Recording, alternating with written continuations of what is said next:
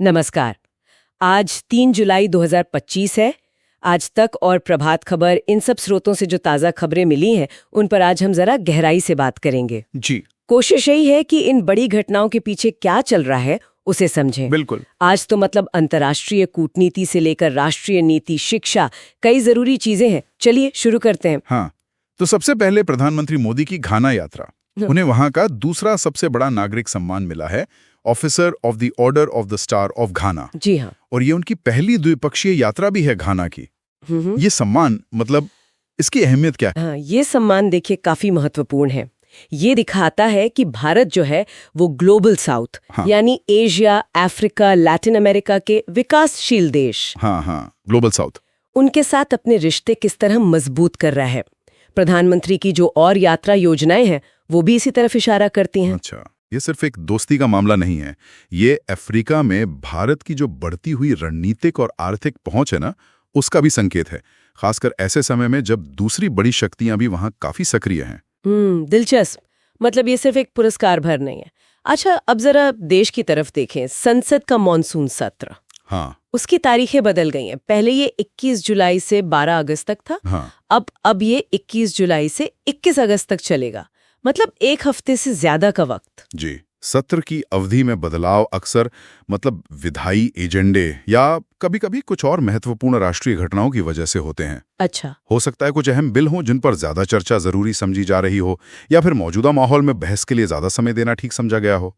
इससे सांसदों को मुद्दों पर ठीक से बात करने का ज्यादा वक्त मिलेगा। सही। और एक और खबर जो बार बार उठ रही है, विदेश मंत्री एस जयशंकर, उन्होंने वॉशिंगटन में फिर साफ किया है कि भारत पाकिस्तान के बीच जो सीज फायर हुआ था, वो डीजीएमओज वाला, वो दोनों देशों की डीजीएमओज की सीधी बातचीत से हुआ था, किसी तीसरे पक्ष की मध्यस्थता से नहीं, जैसे कि कुछ अमेरिकी दावे थे पहले।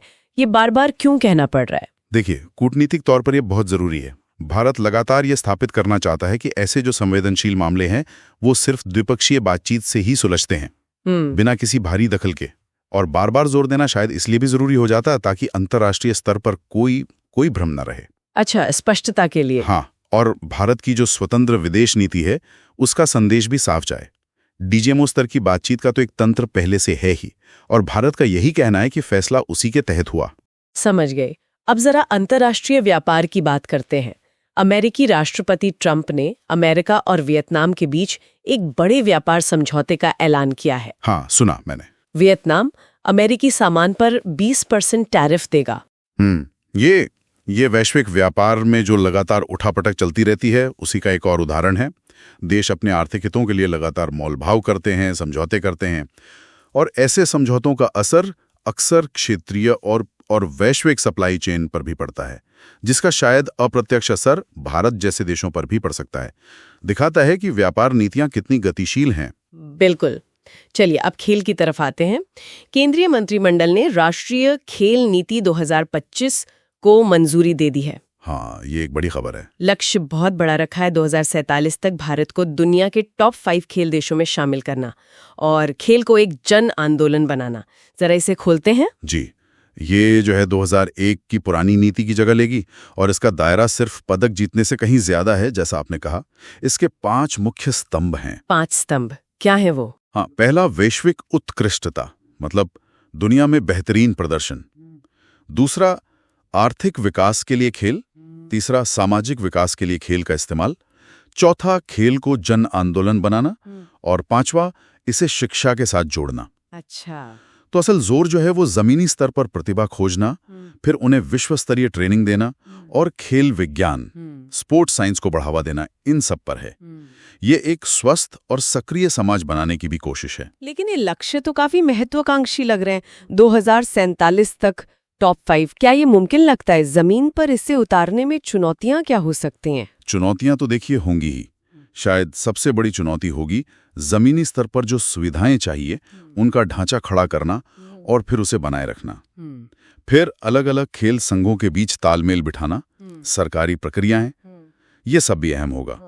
और खेल को पढ़ाई के साथ जोड़ने का विचार तो अच्छा है, पर स्कूलों में इसे लागू करना वो भी आसान नहीं होगा। सही बात है।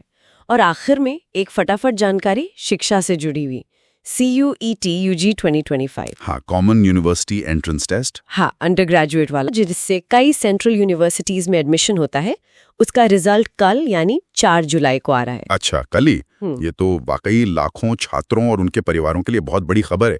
सब इंतजार कर रहे होंगे। बिल्कुल।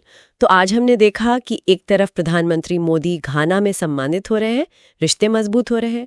दूसरी तरफ संसद सत्र की अवधि बढ़ रही है, सीज फायर पर विदेश मंत्री स्थिति साफ कर रहे हैं जी। और साथ ही देश के अंदर खेज नीति जैसा एक बड़ा बदलाव भी आ रहा है। और हाँ, CUET रिजल्ट की तारीख भी आ गई। सही कहा।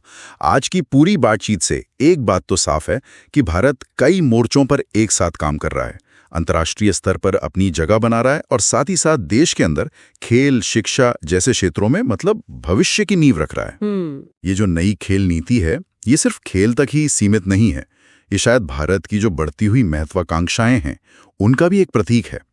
सोचने वाली बात यह है कि क्या खेल को जन आंदोलन बनाने जैसी जो पहल है, वो वाकई समाज में कोई बड़ा बदलाव ला सकती है?